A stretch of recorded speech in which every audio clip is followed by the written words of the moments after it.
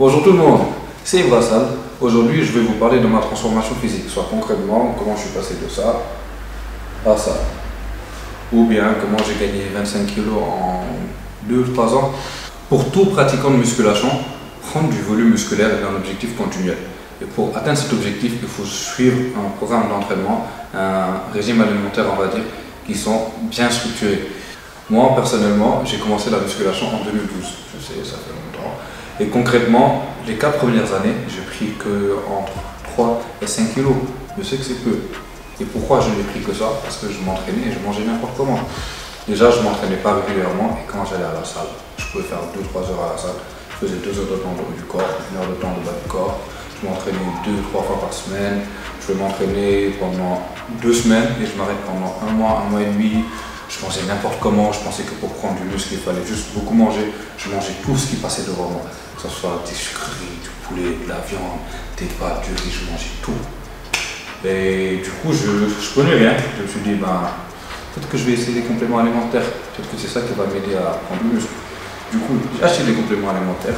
Et j'ai jeté mon argent à la poubelle en achetant des compléments alimentaires parce que, comme leur nom l'indique, ce sont des compléments alimentaires. Il n'y a pas des substituts, donc ce ne sont pas des produits miracles. Et du coup, ça m'a démotivé. J'ai arrêté. Et je pense au courant de l'année 2016, je suis tombé sur un documentaire qui parlait de la transformation physique des acteurs. C'était à l'époque où le film Superman versus Batman est sorti. Je me suis attardé sur le documentaire et je me suis rendu compte qu'en fait, ces acteurs, ils suivaient un régime alimentaire bien défini, un programme d'entraînement bien défini, qui concordait avec leurs objectifs. Du coup, je me suis dit, mais en fait, Ibra, toi, tu n'as jamais eu de ligne directive, que ce soit pour ton entraînement, pour ton alimentation, tu faisais tout à vue. Et là, j'ai commencé à faire des recherches, à me rapprocher de personnes qui avaient plus d'expérience que moi. Et c'est là qu'en fait, le changement a commencé.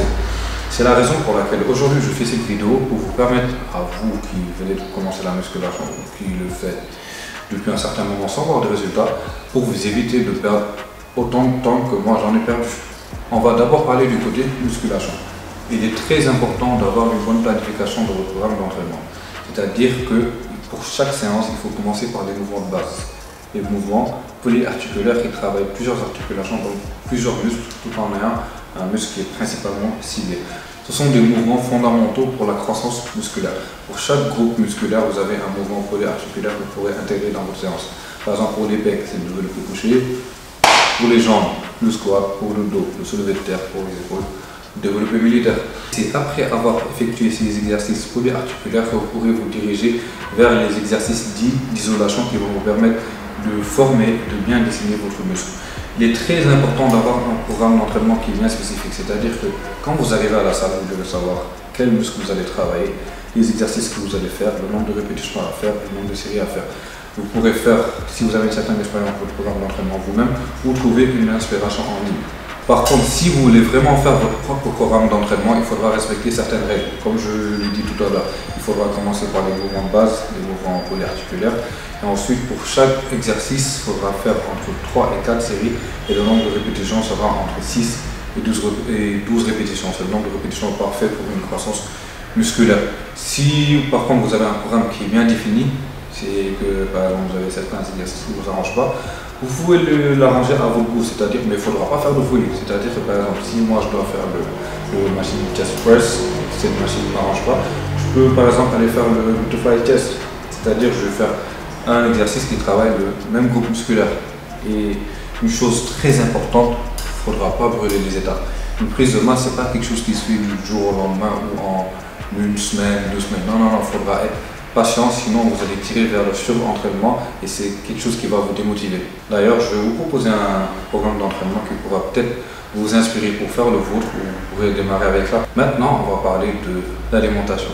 Et je pense que le mieux pour ça, c'est pourquoi pas, je vais vous ramener avec moi. On va aller faire les courses. Là, on va aller faire les courses et on va en profiter pour vous parler de ce qui est l'alimentation. Votre corps a principalement besoin de 3 types d'aliments pour une croissance musculaire durable et saine. Il s'agit des glucides, des protéines et des lipides. Pour les glucides en fait, c'est ce que votre corps utilise comme source d'énergie. Quand vous en consommez en excès, votre corps va stocker cet excès-là en graisse. Raison pour laquelle vous voyez souvent des gens dire je préfère faire un régime sans glucides. Alors que le problème, c'est pas les glucides. mais c'est en fait la quantité de glucides que vous consommez par rapport à votre défense énergétique. Et aussi, il faut prendre les bonnes sources de glucides, c'est-à-dire les légumes, les pâtes et céréales complètes. Et dans vos repas dans la journée, votre repas doit être composé à 40% de glucides. Après, il y a les protéines. Les protéines, c'est ce qui permet de régénérer vos fibres musculaires. Et c'est ce qui va permettre une croissance musculaire. Parce qu'en fait, vous ne gagnez pas de muscle pendant la séance. La séance, qu'elle fait, c'est qu'elle casse vos fibres. Et c'est après la récupération et une bonne alimentation qui va vous permettre de créer cette fibre et cette croissance musculaire. Habituellement, les protéines se trouvent dans les aliments comme le poisson, la volaille, les viandes, le lait ou les œufs. Moi, mes sources de protéines préférées, c'est le blanc de poulet ou blanc de dinde, la poitrine de poulet, le thon, les sardines, le saumon et peut-être de temps en temps la viande de bœuf, mais très rarement. Et comme pour les glucides, ça doit représenter 40% de votre assiette dans la journée, de 40% de chaque repas dans la journée. Maintenant, on va terminer avec les lipides. Les lipides, ils sont souvent mal perçus, mais ils sont absolument nécessaires pour réguler la production d'hormones et leur énergie. De plus, ils aident à lubrifier les articulations et à améliorer le fonctionnement du cerveau. Donc c'est très important. Comme toutes les graisses, ils ont leur mauvaise forme et leur bonne forme. Les graisses saturées qui se trouvent principalement dans les huiles de cuisson et le beurre, ce sont les mauvaises formes de lipides qu'il faut souvent éviter. Et la bonne forme de lipides que je vous conseille, en fait, elle se trouve habituellement dans l'huile d'olive, l'huile de sésame, les noix, les avocats, l'huile de poisson ou dans les compléments alimentaires comme l'oméga 3. Bah maintenant là, on va aller faire les courses et moi je vais vous montrer mes sources de protéines préférées, mes sources de glucides préférées et mes sources de lipides préférées. Bon là, on va faire les courses.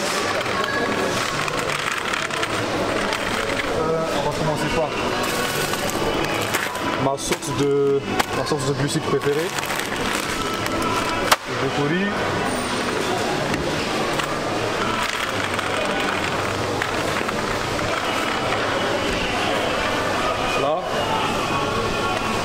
Là, vous avez la meilleure source de protéines, le blanc de poulet, la poitrine de poulet.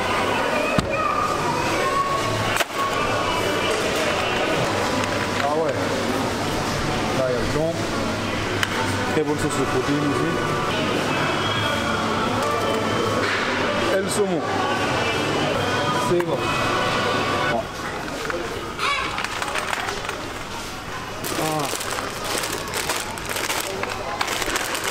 Les pâtes, tomates, épinards, source de glucides. C'est ma deuxième source de glucides après le riz blanc.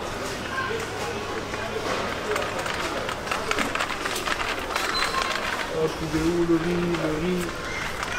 Voilà. Là vous avez le riz basmati, c'est ma deuxième source de glucides. Donc en source de glucides j'ai les pâtes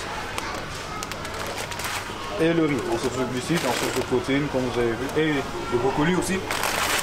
Ce sont mes trois sources de glucides préférées. En source de protéines,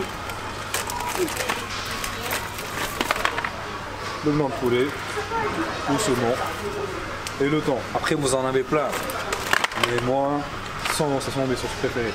Maintenant je pense qu'il ne me reste que les lipides à trouver. Je vais voir en fait. Si on n'a pas, je pense que je vais prendre des naturaux en source de lipides. Même les bananes qui sont là, elles sont pas mûres.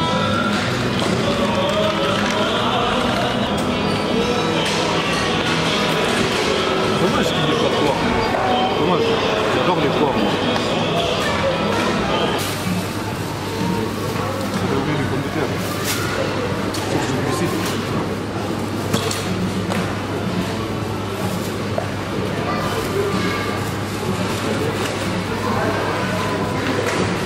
On va faire un petit récap avant de passer à la caisse. Des pommes de terre, source de glucides, on va faire des pommes de terre au four. Ah, de coco, ben, je vais boire un peu de jus, je vais prendre ça en dessert. Source de lipides, ben, les bananes, je vais devoir attendre qu'elles soient mûres. Les sources de lipides aussi. Pâtes, source de glucides, je n'ai pas besoin d'expliquer comment je vais les cuisiner. Le riz, pareil, glucides. Brocoli à la vapeur, sauce de glucides. blanc de poulet.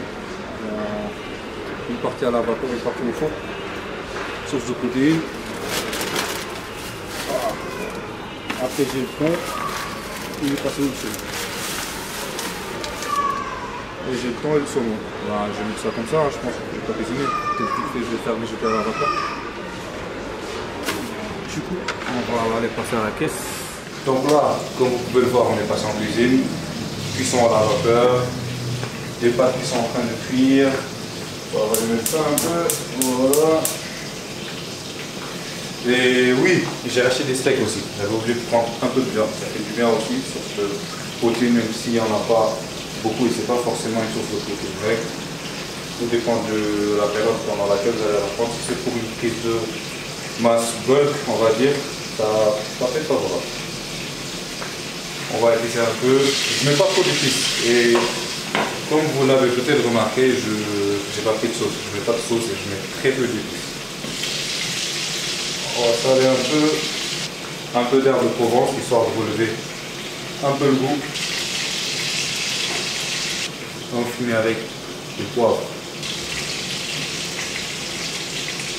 Là du coup on a fini la cuisine. Ici on a les pâtes, le steak que j'ai rajouté après, le brocoli, le riz, le blanc de poulet, des pommes de terre au four j'ai gardé, des fruits je vais les mettre après.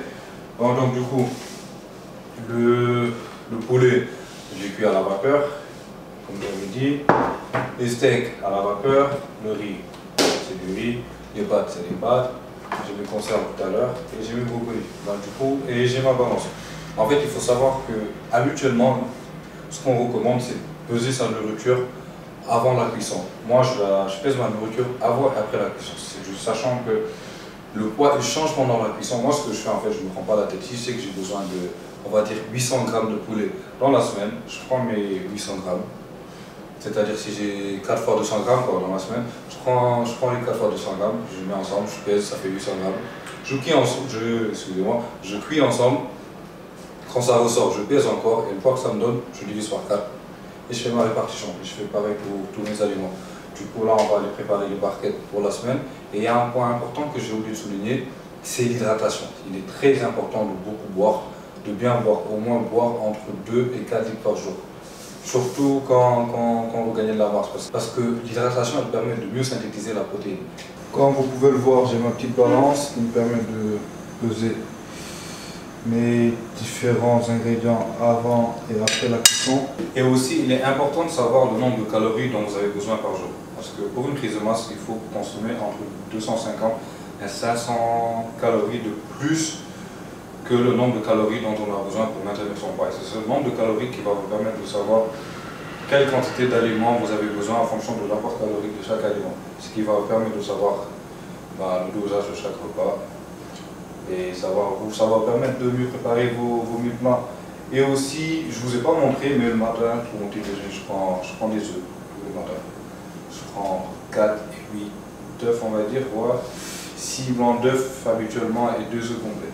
Voilà, on a fini la préparation des barquettes pour la semaine. Et on va tout mettre au congélo et chaque jour, on va sortir les barquettes qu'il faudra. Donc, comme j'ai eu à vous le dire, pour réussir sa prise de masse, il faut avoir un bon programme d'alimentation et un bon programme d'entraînement. J'espère que cette vidéo vous servira. Allez, tous.